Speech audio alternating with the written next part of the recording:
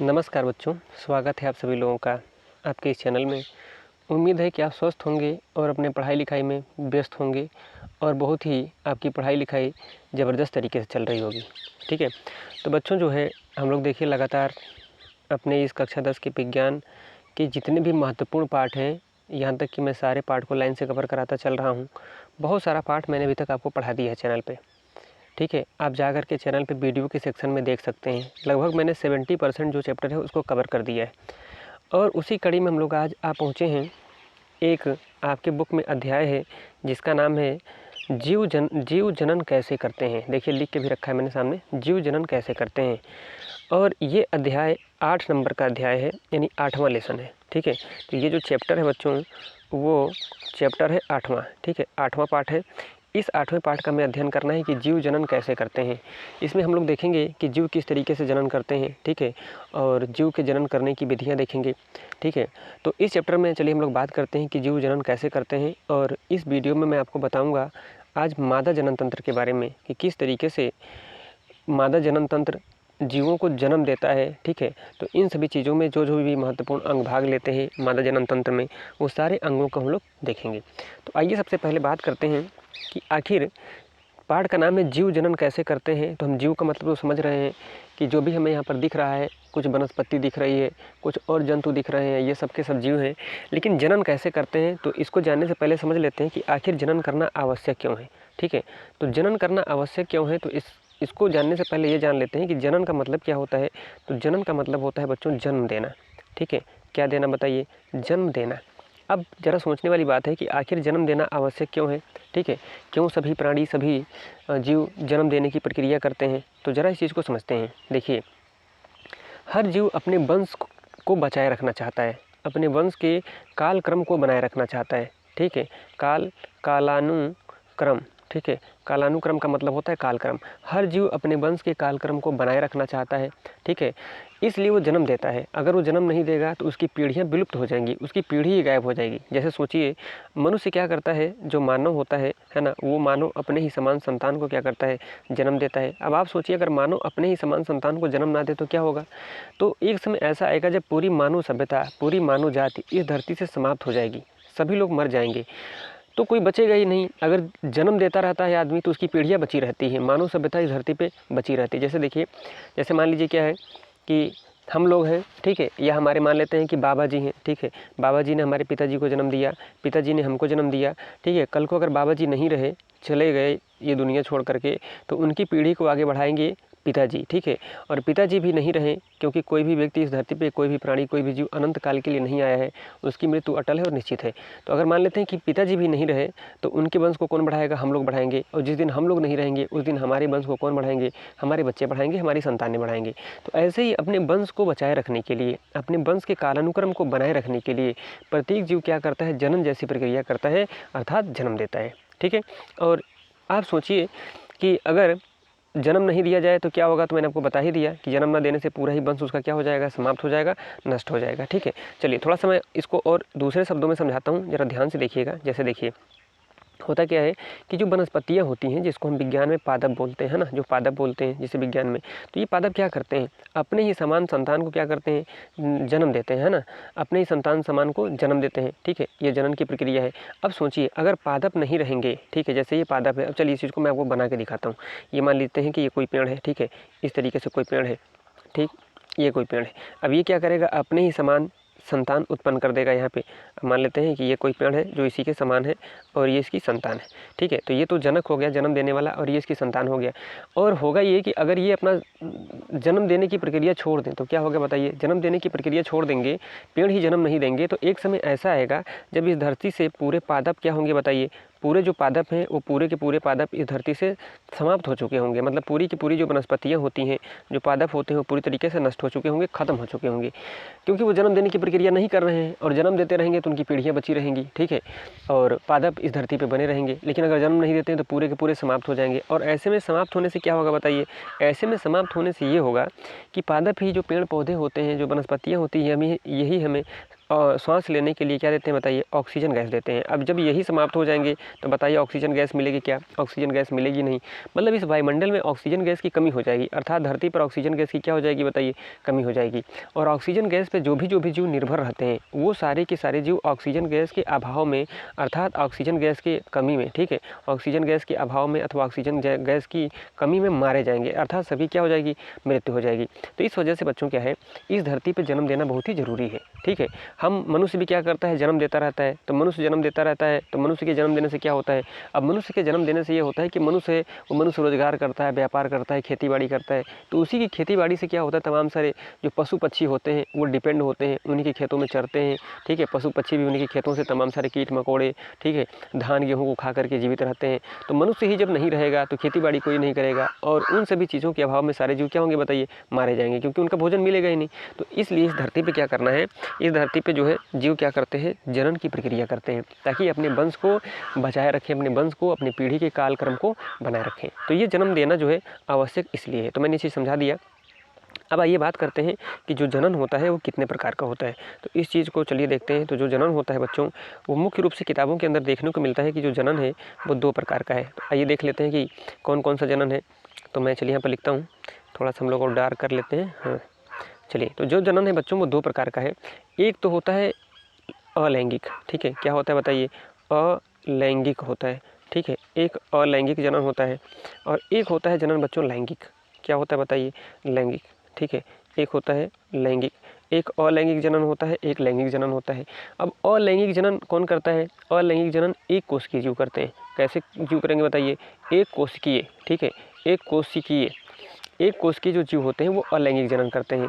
ठीक है, लेकिन जो बहुकोशिकीय जीव होते हैं वो लैंगिक जनन करते हैं। ठीक है, बहुकोशिकीय, ठीक है, इसका मतलब है बहुकोशिकीय। तो जो बहुकोशिकीय जीव है वो लैंगिक जनन करता है, जबकि जो एक कोशिकीय जीव है वो अलैंगिक जनन करता है। ठीक है, और आप याद रखेंगे कि एक कोशिकीय जीव क्या होता है और बहुकोशिकीय जीव क्या होता है। एक कोशिकीय जीव ऐसा जीव होता है जो एक ही कोशिका से सारे काम कर लेता है, एक ही कोशिका से वो अपना खाना खा लेता है, एक ही कोशिका से क्या करता है, उत्सर्जन की भी क्रिया कर लेता है, मतलब मल मूत्र भी त्याग लेता है, एक ही कोशिका से वो संतान भी जन्म दे लेता है, एक ही कोशिका से वो देख भी लेता है, एक ही कोशिका से चल भी लेता है। तो ऐसे जीव को हम एक कोश के जीव कहते हैं। और एक कोश के जीवों के अंदर खास करके आप देखेंगे तो अमीबा का अध्ययन किया जाता है और पैरामीशियम का अध्ययन किया जाता है ना, और भी तमाम सारे जीव होते हैं जो एक कोश के होते हैं। तो अमीबा और पैरामीशियम जो होते हैं एक कोश के होते हैं।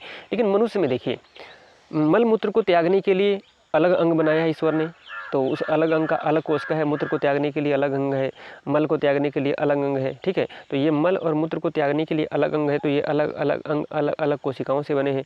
देखने के लिए अलग अंग है, तो और सुनने के लिए अलग अंग है, तो सुनने वाला अंग और देखने वाला अंग अलग अलग कोशिका से बना हुआ है। मतलब कोई मनुष्य के पास तमाम सारे काम करने के लिए कोई एक कोशिका नहीं है। जैसे यहाँ पर एक ही कोशिका से सारा काम ये जीव कर ले रहा था, एक कोशिकीय वाला। यहाँ पर क्या है कि बहुत सारी कोशिकाएँ हैं और बहुत सारे काम करने के लिए, अलग अलग काम करने के लिए बहुत सारी कोशिकाएँ हैं। ठीक है, तो ऐसे जीव को हम क्या कहते हैं बताइए, बहुकोशिकीय जीव कहते हैं। तो बहुकोशिकीय में कौन आएगा, बहुकोशिकीय में जैसे मानव हो गया, है ना, जो मानव है वो बहुकोशिकीय में आएगा। जैसे आप देखेंगे तो जो कुत्ता होता है वो भी बहुकोशिकीय में आएगा। ऐसे आपको जो बिल्ली दिखाई देती है वो बिल्ली आएगी। ठीक है, जो बिल्ली है वो भी बहुकोशिकीय में आएगी। तो ऐसे जीव जिनके पास अलग अलग कार्य करने के लिए अलग अलग अंग होते हैं तो वो जीव क्या होते हैं, बहुकोशिकीय। तो हमारे पास जो जनन है बच्चों वो 2 प्रकार का है, लैंगिक और अलैंगिक। लैंगिक कौन करेगा बताइए, तो लैंगिक जनन वो करेगा जो जीव होगा एक कोशिकीय। जबकि फिर से मैं बोलता हूँ कि जो अलैंगिक जनन होता है वो अलैंगिक जनन वो जीव करेगा जो क्या होता है, वो एक कोशिकीय होता है। मतलब एक कोशिकीय जीव अलैंगिक जनन करेगा, जबकि जो लैंगिक जनन होता है वो लैंगिक जनन कौन करेगा बताइए, बहुकोशिकीय। ठीक है, लैंगिक जनन बहुकोशिकीय जीव करता है, जबकि अलैंगिक जनन एक कोशिकीय जीव करता है। चलिए अब कुछ पॉइंट को और मैं आपको बताता हूँ, समझिएगा ध्यान से। चलिए, तो अलैंगिक जनन में क्या होता है, एक ही जीव की जरूरत पड़ती है बच्चों, है ना। एक ही जीव क्या करता है, अपने ही समान संतान को उत्पन्न कर लेता है। लेकिन लैंगिक जनन में क्या होता है, 2 जीवों की जरूरत पड़ती है, और ये दोनों जीव जो होते हैं वो विपरीत लिंग वाले होते हैं। ठीक है, विपरीत लिंग वाले होते हैं। चलिए मैं लिख देता हूँ कि दोनों जीव क्या होते हैं, विपरीत लिंग वाले होते हैं। ठीक है, लेकिन जो अलैंगिक जनन होता है, इस अलैंगिक जनन में एक ही जीव भाग लेता है। ठीक है, और वो अपने ही समान संतान को उत्पन्न कर देता है। जैसे आप देखिए कि हमें जन्म किसने दिया, हमारे माता और पिता ने। ठीक है, तो माता जो है स्त्रीलिंग में जाएंगी, जबकि पिता क्या होंगे, पुल्लिंग में जाएंगे, है ना। तो ये 2 विपरीत लिंग वाले जो जीव हैं वो बहुकोशिकीय जीव कहलाते हैं और वो लैंगिक जनन करते हैं। ठीक है, तो ये चीज़ मैंने आपको समझा दिया कि लैंगिक जनन और अलैंगिक जनन क्या होता है। अब आइए हम लोग बात करते हैं मादा जनन तंत्र के ऊपर, है ना। चलिए देखिए, तो मादा जनन तंत्र के ऊपर जब हम लोग बात करेंगे बच्चों, तो मादा जनन तंत्र में जो है मैं आपको बताता हूँ कि मादा जनन तंत्र में हमको यही समझना है कि किस तरीके से जो मादा होती है वो जन्म देने की प्रक्रिया करती है। तो चलिए सबसे पहले आपको समझाता हूँ कि हमारी बॉडी में बच्चों, चाहे वो स्त्री हो चाहे पुरुष हो, परिवर्तन होते हैं कुछ, ठीक है। क्या होते हैं बताइए? परिवर्तन होते हैं। और ये परिवर्तन कब होते हैं? जब जब चाहे हम हो चाहे स्त्री हो, मतलब चाहे पुरुष हो चाहे स्त्री हो, तो मादा जनन तंत्र स्त्री से संबंधित है, तो स्त्री को लेकर के हम लोग पढ़ते हैं। तो ये स्त्री के अंदर जो परिवर्तन होता है वो 10 से या 10 को अगर छोड़ दें तो हम बात कर लें यहाँ पे देखिए, स्त्री के अंदर जो परिवर्तन होता है वो 11 से लेकर के 14 साल के भीतर परिवर्तन होने लगता है। और ऐसे परिवर्तन को बच्चों हम कहते हैं द्वितीयक परिवर्तन। कौन सा परिवर्तन कहेंगे बताइए?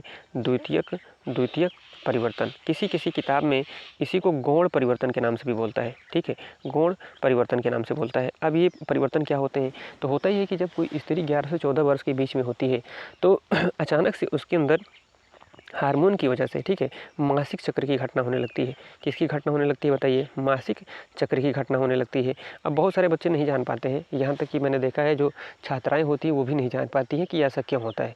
उनको छोड़ दीजिए, मैंने देखा है लेडी टीचरों को पढ़ाते हुए उनको भी अच्छे से इसके बारे में जानकारी नहीं होती और ना ही वो समझा पाती हैं, जो होम साइंस पढ़ाती हैं। तो यहाँ पर समझिएगा मैं क्या समझा रहा हूँ। तो होता ये है कि 11 से 14 वर्ष के बीच में महिलाओं के अंदर यानी मादा के अंदर कुछ परिवर्तन होने लगते हैं। उस परिवर्तन को हम क्या कहते हैं? द्वितीयक परिवर्तन। उसी को गौण परिवर्तन कहते हैं। क्या होने लगता है? मासिक चक्र शुरू हो जाता है। दूसरा चीज़ क्या हो जाता है कि जो मादा है उसके गुप्तांगों पर, ठीक है, उसके गुप्तांगों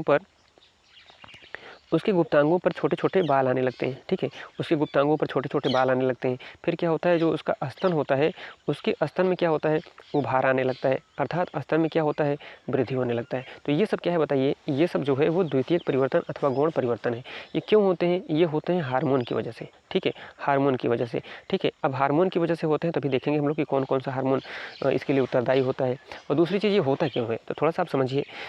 इसलिए होता है, अब जैसे 11 से 14 वर्ष के बीच में जब मासिक चक्र शुरू हो जाएगा, गुप्तांगों पर बाल आने लगेंगे, स्तन में वृद्धि एवं विकास होने लगेगा, तो ये उस चीज़ को बताता है कि अब आप जनन की क्रिया के लिए धीरे धीरे परिपक्व हो रहे हैं, तैयार हो रहे हैं, ठीक है। अर्थात जब स्तन में वृद्धि होने लगेगा तो स्तन में ही पाई जाती हैं दूध ग्रंथियाँ। उन दूध ग्रंथियों में क्या होगा कि जब वो धीरे धीरे उसका विकास हो जाएगा, तो जब वो मादा है, जब वो संतान उत्पन्न करेगी तो उसी दूध ग्रंथि में दूध का निर्माण होगा, ठीक है, दुग्ध बनेगा और वो अपने बच्चे को दूधपान करा पाएगी, है ना। तो इस वजह से धीरे धीरे क्या होने लगता है? वृद्धि एवं विकास होने लगता है। तो अब चलिए कुछ चीज़ों को समझ लेते हैं। जैसे देखिए मैं यहाँ पर लिखता हूँ,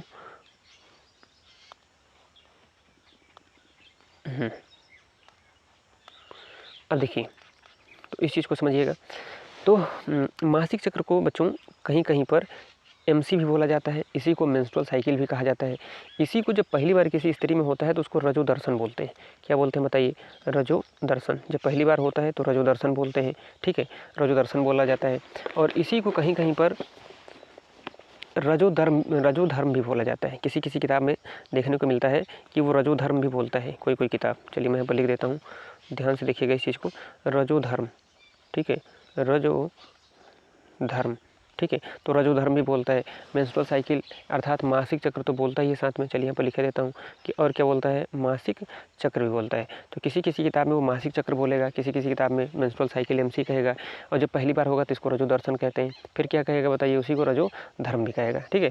और अपने दक्षिण भारत में एक प्रथा है कि जब किसी के घर में किसी लड़की को पहली बार, ठीक है, लड़की को अर्थात किसी मादा को पहली बार अगर मेंस्ट्रुअल साइकिल होता है, मासिक चक्र होता है, तो वहाँ पर वो लोग एक त्यौहार के रूप में मनाते हैं। अपने भारत की संस्कृति जो बच्चों है वो बहुत ही अनोखी है, ठीक है। तो वहाँ पर लोग त्यौहार के रूप में उसको मनाते हैं। तो मैंने आपको समझाया कि मेंस्ट्रुअल साइकिल शुरू हो जाता है 11 से 14 वर्ष की आयु में, ठीक है। उसके गुप्तांगों पर बाल आने लगते हैं और क्या है कि उसके स्तनों में वृद्धि एवं विकास होने लगता है। ये सब इसलिए होता है ताकि वो क्या करे? उसके सारे अंग अब माँ बनने के लिए अर्थात जनन की क्रिया करने के लिए परिपक्व हो रहे हैं और धीरे धीरे परिपक्व हो जाते हैं एक निश्चित आयु तक। इसके बाद वो माँ बनने में सक्षम हो जाती है। अब चलिए इस चीज़ को समझाता हूँ मैं आगे थोड़ा सा और। चलिए तो अब देखते हैं, देखिए तो अब समझते हैं कि आखिर ये मेंस्ट्रुअल साइकिल शुरू क्यों होता है, इसके क्या लाभ हैं, ठीक है। तो समझिए इस चीज़ को कि मेंस्ट्रुअल साइकिल जो होता है वो कुछ हार्मोन की वजह से शुरू हो जाता है। किसकी वजह से शुरू हो जाता है बताइए? हार्मोन की वजह से। अब वो कौन कौन से हार्मोन हैं?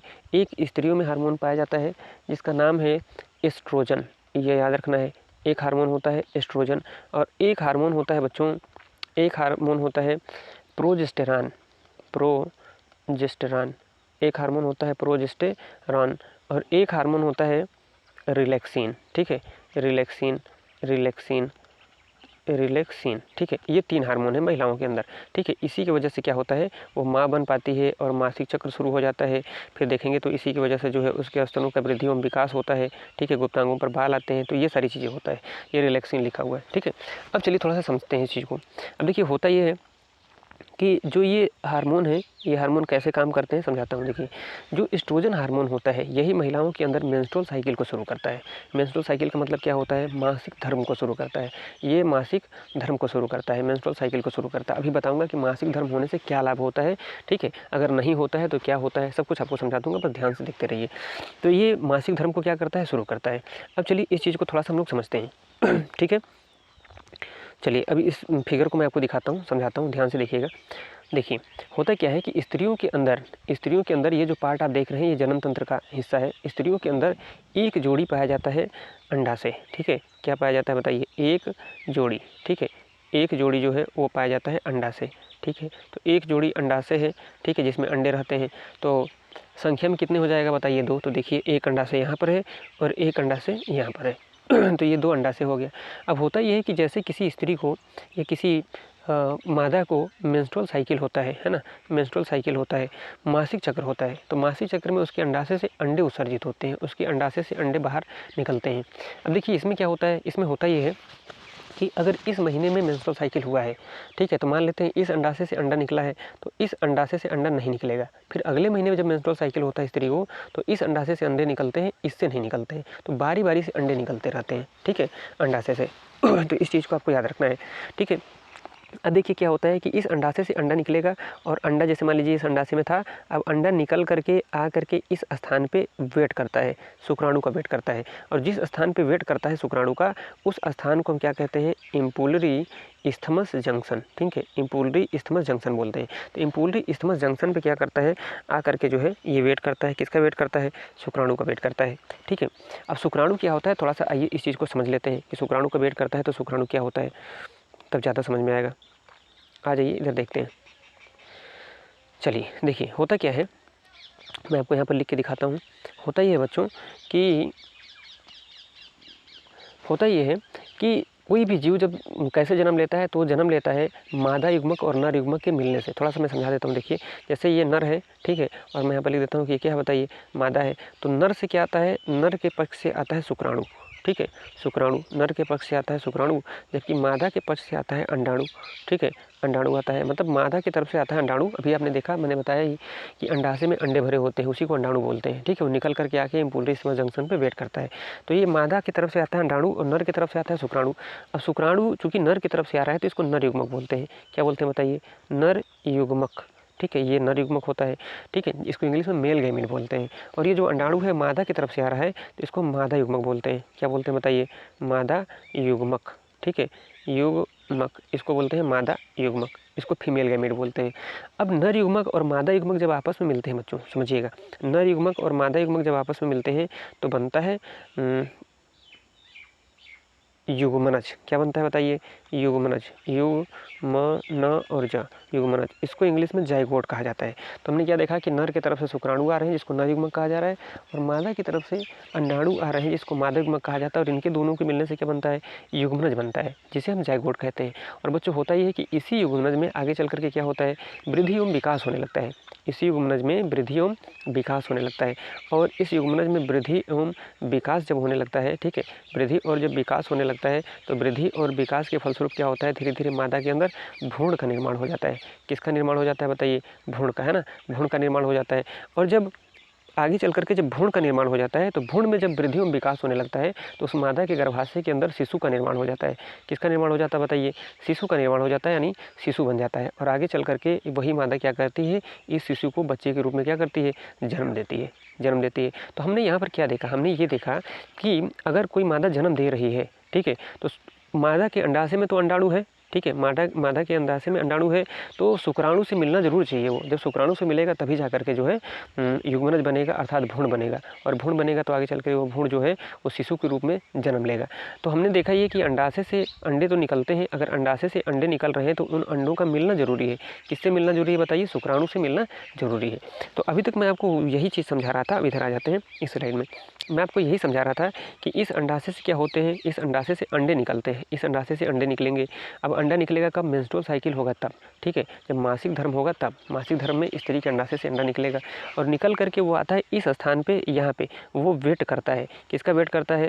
शुक्राणु का। इस स्थान को इम्पुलरी इस्थमस जंक्शन बोलते हैं, ठीक है। इस स्थान पे शुक्राणु का वेट करेगा आकर के। अब शुक्राणु कहाँ से आएगा? जब मैं आपको नर जनन तंत्र पढ़ाऊंगा तो वहाँ पर बहुत अच्छे से शुक्राणु के बारे में समझाऊंगा। यहाँ पर थोड़ा सा समझ लीजिए। होता यह है कि संतान को उत्पन्न करने के लिए जो क्रिया मादा और नर मिलकर के करते हैं, उस क्रिया को बच्चों कहा जाता है यौन क्रीड़ा। क्या बोलते हैं बताइए? यौन, या मैं ऐसे लिख देता हूँ कि उस क्रिया को बोलते हैं, तो उस क्रिया को बोलते हैं बच्चों यौन क्रीड़ा। क्या बोलते हैं बताइए? यौन क्रीड़ा बोलते हैं। और यौन क्रीड़ा के दौरान, ठीक है, क्या होता है? पुरुष के द्वारा शुक्राणु निकाला जाता है, ठीक है। पुरुष के पक्ष से शुक्राणु आता है। तो पुरुष के पक्ष से जब शुक्राणु आएगा तो यहाँ पर हमने देखा था कि अंडा है और अंडा आकर के यहाँ पर इम्पुलरी इस्थमस जंक्शन पे वेट कर रहा है शुक्राणु का। तो होगा ये कि यौन क्रीड़ा के दौरान जो ये स्त्री का योनि वाला भाग है, ठीक है, जो ये योनि वाला भाग है, इस योनि में पुरुष के द्वारा क्या त्यागा जाएगा बताइए? क्या छोड़ा जाएगा? शुक्राणु छोड़ा जाएगा। तो यहाँ पर शुक्राणु इस तरीके से आएगा। शुक्राणु कैसा होता है थोड़ा सा आपको बना के दिखा देता हूँ। ये देखिए शुक्राणु ऐसा होता है। हम लोग जब पढ़ेंगे नर जनन तंत्र वहाँ पर मैं बहुत ही अच्छे से आपको समझाऊंगा। इस तरीके से कुछ शुक्राणु होता है। तो ये शुक्राणु यहाँ पर आएगा और ये बहुत ही छोटी संरचना होती है, बहुत ही सूक्ष्म संरचना होती है, सूक्ष्मदर्शी पर ही दिखाई देती है। तो ये जब शुक्राणु आएगा तो शुक्राणु क्या करता है? इस तरीके से स्त्री के योनि से होता हुआ यात्रा करता हुआ क्या करता है कि आता है और आ करके इस अंडे से मिलता है। इस अंडे से आकर के मिलेगा। तो जब इस अंडे से आकर के मिल जाता है, मतलब जब इस अंडे के अंदर घुस जाता है, ठीक है। अब ये कक्षा 12 में बहुत ही डिटेल से पढ़ने को पड़ता है, मिलता है कि ऐसा क्या क्या होता है उसके अंदर, ठीक है। शुक्राणु के बारे में पढ़ने को मिलता है, तो उतनी जानकारी लेने की जरूरत नहीं है, मैं सरल शब्दों में समझा रहा हूँ, समझिएगा। तो यौन क्रीड़ा के दौरान क्या होता है? स्त्री की योनि में पुरुष के द्वारा शुक्राणु को छोड़ा जाता है। ये शुक्राणु इस तरीके से क्या करता है? गति करता हुआ आकर के अंडे के अंदर घुस जाता है। और जैसे अंडे के अंदर घुस जाता है, मतलब शुक्राणु और अंडाणु जैसे मिल जाते हैं तो तुरंत बन जाता है। क्या बन जाता है बताइए? अभी हमने आपको समझाया है कि तुरंत बन जाएगा युग्मनज। देखिए यहाँ पर इस स्लाइड में देखिए, अभी मैंने आपको क्या समझाया था। यहाँ पर आ जाइए। इस स्लाइड में आ गए हम लोग। तो अब देखिए यहाँ पर क्या बताया जा रहा है? बताया जा रहा है कि जैसे ही ये अंडाणु था, अंडाशय से निकला हुआ इम्पुलरी इस्थमस जंक्शन पे आया हुआ था और इससे जैसे शुक्राणु आके मिल गया तो तुरंत क्या बन गया बताइए? युग्मनज। क्या बन गया? युग्मनज। अब युग्मनज जो बन जाता है बच्चों, वो युग्मनज आता है स्त्री के गर्भाशय में। कहाँ पर आएगा? ये रहा स्त्री का गर्भाशय वाला पार्ट। इस गर्भाशय में, स्त्री के गर्भाशय में आएगा और स्त्री के गर्भाशय में आ करके यहाँ पर वो धंस जाता है। अब धंसता कैसे थोड़ा सा बताता हूँ। जैसे ही किसी स्त्री को मासिक चक्र होता है तो उसका गर्भाशय जनन की प्रक्रिया से गुजरने के लिए तैयारी करने लगता है, ठीक है। उसको गर्भाशय तैयार होने लगता है कि मासिक चक्र हुआ है, अब इसमें कोई युग्मनज आ सकता है, कोई भ्रूण बन सकता है, तो तैयारी करने लगता है। तो उस स्त्री के गर्भाशय के भीतर एक दलदली थोड़ा सा संरचना हो जाती है, वो ब्लड की संरचना हो जाती है, ठीक है। तब होता ये है कि अब वो जो युग्मनज बना है वो आकर किसी दलदल में धंस जाएगा। अब धंस जाने से उसी युग्मनज में अब क्या होगा? थोड़ा सा वृद्धि विकास होगा, तो वो युग्मनज रूप धारण करेगा भ्रूण का। किसका रूप धारण करेगा बताइए? भ्रूण का रूप धारण करेगा। और जब इस भ्रूण में भी वृद्धि एवं विकास होगा तो इसी गर्भाशय के अंदर क्या बन जाएगा बताइए? शिशु बन जाएगा। क्या बन जाएगा बताइए? शिशु का निर्माण हो जाता है। और कोई भी मादा जो होती है वो 9 महीने के पश्चात, यानी 9 मंथ के पश्चात उस शिशु को जन्म देती है। अब 9 मंथ तक उस शिशु क्या करता है उसके गर्भाशय में? तो 9 मंथ तक उस शिशु का उस गर्भाशय में पूरी तरीके से वृद्धि एवं विभाजन चलता है। कोशिकाओं में वृद्धि एवं विभाजन चलता है, विकास चलता है, ठीक है। अब देखिए उसी भ्रूण, जैसे भ्रूण है ना, देखिए ये ऐसे भ्रूण रहेगा, ये भ्रूण ऐसे भ्रूण है, तो इसी भ्रूण में वृद्धि एवं विकास चलेगा 9 महीने तक। और इसी में क्या होगा? इसी भ्रूण में क्या होगा कि अभी इस तरीके से क्या होगा कि उसके हेड बनेंगे, ठीक है, उसकी हाथ बनेगी इस तरीके से, उसके फिर इस तरीके से टांग बनेगा, है ना। और बाकी जितने भी आवश्यक इंपॉर्टेंट आर्गन होते हैं, अंग होते हैं, वो सारे के सारे अंग 9 महीने तक बनते रहते हैं, ठीक है। जब पूरे अंग बन जाते हैं तो 9 महीने के पश्चात वो मादा क्या करती है? उस शिशु को जन्म दे देती है। तो कुछ इस तरीके से मादा जनन तंत्र के बारे में हमें पढ़ना था। अब मैं आपको कुछ चीज़ों के बारे में बता देता हूँ, ध्यान से देखिएगा। कुछ चीज़ों के बारे में बताने के लिए मैं थोड़ा सा कलर बदल लेता हूँ, ब्लू कलर ले लेते हैं, ठीक है। चलिए अब देखिए, तो समझिएगा इस चीज़ को कि कि हमने क्या देखा, हमने देखा कि जो योनि है, इसी योनि के माध्यम से क्या है, शुक्राणु इसके अंदर प्रवेश करता है। फिर जो यहाँ पर गर्भाशय का मुंह होता है, ठीक है, उस गर्भाशय के मुंह को ही ग्रीवा बोलते हैं, ये ग्रीवा है। फिर आप देखेंगे तो ये स्त्री का क्या है बताइए, गर्भाशय है ना। और ये देखेंगे तो क्या है, अंडाशय है, ये अंडाशय है। और अंडाशय में अंडे होते हैं, और अंडे जिस ट्यूब से होकर के, जिस नली से होकर के इसके अंदर आते हैं, गर्भाशय के अंदर आते हैं, है ना, या अंडाशय से जो अंडा निकलता है, वो अंडा जिस नली से होकर के इम्पुलरी इस्थमस जंक्शन पे आता है, और जब शुक्राणु उस अंडे से मिल जाता है तो दोनों युग्मनज बना करके जब इधर आते हैं तो समझिएगा मैं क्या बोल रहा हूँ, फिर से समझिएगा। अंडाशय से जब अंडा निकलता है तो अंडा निकल करके जिस नली से होकर के यहाँ पर इम्पुलरी इस्थमस जंक्शन पर आकर के रुकता है, ठीक है, इम्पुलरी इस्थमस जंक्शन पर आकर के जब अंडा रुकता है, ठीक है, तो जब शुक्राणु आकर के उससे मिलता है तो मिलने से यहाँ पर युग्मनज बनता है, जाइगोट, और वही युग्मनज आगे चल करके आकर के इस भ्रूण में प्रत्यारोपित हो जाता है, धंस जाता है। बाद में क्या होता है, बाद में होता यह है कि देखिए मैं एक बार फिर से बताता हूँ, फिर से सुनिएगा, थोड़ा सा ये जटिल इसलिए बार बार बता रहा हूँ, फिर से सुनिए। देखिए, इस अंडाशय से अंडा निकलता है, अंडाशय से अंडा निकलता है, और अंडा क्या करता है, इस नली से होता हुआ आगे इम्पुलरी इस्थमस जंक्शन पे वेट करता है शुक्राणु का। और जब शुक्राणु आता है तो शुक्राणु जब अंडे के अंदर प्रवेश करता है तो युग्मनज बनता है, युग्मनज को हम जाइगोट कहते हैं। और वही जाइगोट क्या है, युग्मनज के रूप में, या युग्मनज जो बन चुका है वो आता है इस गर्भाशय के अंदर और यहाँ पर धंस जाता है और भ्रूण बनाता है। बाद में भ्रूण शिशु का रूप धारण कर लेता है और उसका जन्म हो जाता है। तो अंडा जिस नली से होकर के आगे बढ़ता है उस नली को हम फेलोपियन ट्यूब कहते हैं, या उसी को हम अंडवाहिनी कहते हैं, क्योंकि इसी में अंडा क्या होता है, बह रहा होता है। तो ये सारी चीज़ें होती हैं, आपको याद रखना है, ठीक है। अब चलिए कुछ हार्मोन के बारे में बात कर लेते हैं कि हार्मोन किस तरीके से काम करते हैं। तो चलिए मैं इस चीज़ को आपको समझाने के लिए यहाँ पर लिखता हूँ। मैंने आपको समझा दिया कि किस तरीके से मानव जन्म तंत्र में कोई शिशु या संतान जन्म लेता है। अब आइए तो बात कर लेते हैं हम लोग हार्मोन के बारे में, ठीक है। चलिए देखिए, तो हार्मोन के बारे में मैंने आपको क्या बताया था, हार्मोन के बारे में बताया था कि जो पहला हार्मोन है वो क्या है बताइए, एस्ट्रोजन है, ठीक है। जो पहला हार्मोन है वो एस्ट्रोजन है। फिर दूसरा हार्मोन क्या है, दूसरा हार्मोन है प्रोजेस्टेरॉन, है ना, प्रोजेस्टेरॉन दूसरा हार्मोन है वो है प्रोजेस्टेरॉन। और तीसरा हार्मोन जो था वो तीसरा हार्मोन था रिलैक्सिन। क्या है बताइए, रिलैक्सिन। तो ये 3 हार्मोन है, इन तीनों हार्मोनों को आपको याद रखना है। मैंने क्या बताया था कि एस्ट्रोजन जो हार्मोन होता है वो मेंस्ट्रुअल साइकिल को शुरू करता है, और याद रखिएगा कि जब मेंस्ट्रुअल साइकिल होता है तभी अंडाशय से अंडे निकलते हैं, नहीं तो अंडाशय से अंडा निकलेगा ही नहीं, ठीक है। अब जब अंडा निकलेगा नहीं तो शुक्राणु वहाँ पर होगा, तो अंडे से मिलेगा ही नहीं, नहीं निकला अंडा तो फिर युग्मनज नहीं बनेगा, अर्थात भ्रूण नहीं बनेगा। तो मेंस्ट्रुअल साइकिल के दौरान क्या होता है, अंडाशय से अंडा निकलता है, और मेंस्ट्रुअल साइकिल को जो शुरू करता है हार्मोन, वो कौन हार्मोन है बताइए, एस्ट्रोजन है ना। और प्रोजेस्टेरॉन नामक हार्मोन क्या करता है, कुछ मादाओं में ऐसा देखा जाता है कि जब उनके गर्भाशय में भ्रूण आ जाता है, चलिए मैं यहाँ पर दिखाता हूँ आपको, थोड़ा सा वीडियो लंबा हो जाएगा लेकिन आपको बहुत कंप्लीट जानकारी देना चाहता हूँ। देखिए ये जो उसका क्या है, ये आप देखेंगे जो गर्भाशय है, इस गर्भाशय में जो भ्रूण आ जाता है तो भ्रूण स्वतः ही कुछ दिनों के बाद नष्ट हो जाता है, जिसको हम आवासन बोलते हैं, इसी को गर्भपात बोला जाता है। तो भ्रूण नष्ट ना होने पाए, है ना, तो इसलिए इस भ्रूण की रक्षा करता है, ठीक है। कौन रक्षा करता है बताइए, जो रक्षा करता है उसका नाम है प्रोजेस्टेरॉन नामक हार्मोन। तो ये जो प्रोजेस्टेरॉन नामक हार्मोन होता है वो इसी भ्रूण की क्या करता है, रक्षा करता है। जब महिलाएं प्रेग्नेंट हो जाती हैं तो तमाम सारी उनको डॉक्टर गोलियां देता है गर्भवती होने पर, ठीक है, इसीलिए कि उसकी भ्रूण की रक्षा होता रहे, उसके बॉडी के अंदर ब्लड बनता रहे।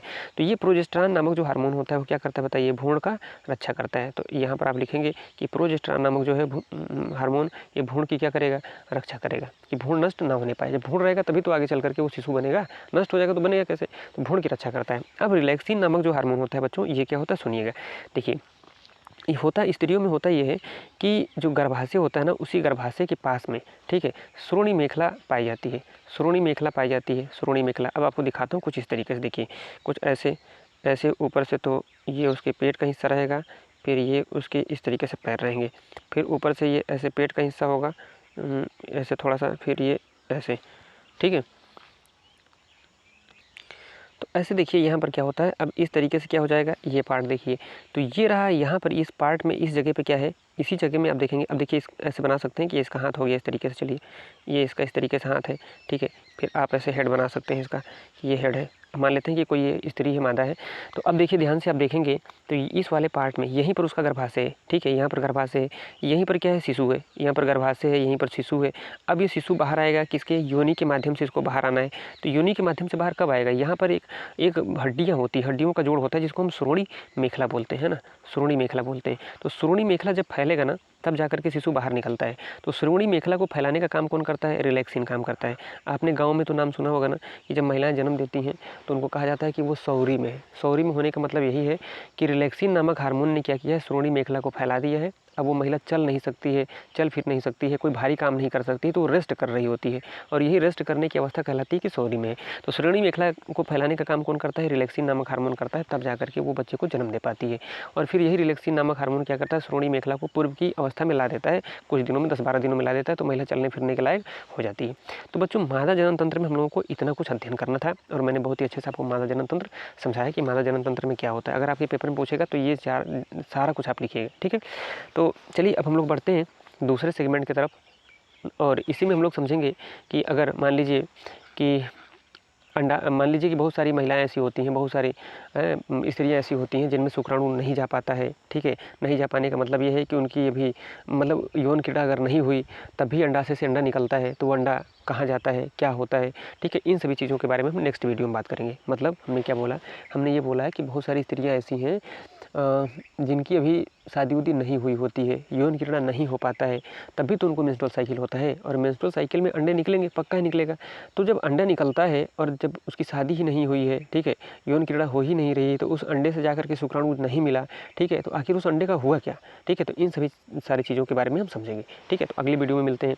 और उसी चीज़ को देखिए यहाँ पर बोल रहा है, क्या बोल रहा है कि क्या होता है जब अंडे का निषेचन नहीं होता है, अर्थात जब अंडा शुक्राणु से नहीं मिल पाता है। अंडा तो निकलता है मेंस्ट्रुअल साइकिल में, लेकिन शुक्राणु से जब नहीं मिल पाता है तब क्या होता है। तो इस चीज़ को हम लोग नेक्स्ट वीडियो में समझेंगे। फिर जनन स्वास्थ्य के बारे में हम लोग बातचीत करेंगे। फिर इसी तरीके से आपको एक फिगर दिखाता हूँ। इस फिगर में हम लोग बातचीत करने वाले हैं नर जनन तंत्र की। ये देखिए नर जनन तंत्र, तो बहुत ही अच्छे से मैं आपको नर जनन तंत्र के बारे में भी समझाऊंगा। तो मिलते हैं नेक्स्ट वीडियो में। ये वीडियो बहुत ही ज़्यादा लंबा हो जाएगा, ठीक है। तो मैंने बहुत अच्छे से आपको समझाया और वीडियो अच्छा लगे तो आप मुझे जो है लाइक ज़रूर करिएगा वीडियो को और चैनल को सब्सक्राइब कर लीजिएगा और वीडियो को शेयर कीजिएगा, ठीक है। मिलते हैं अगले वीडियो में। जय हिंद, जय भारत।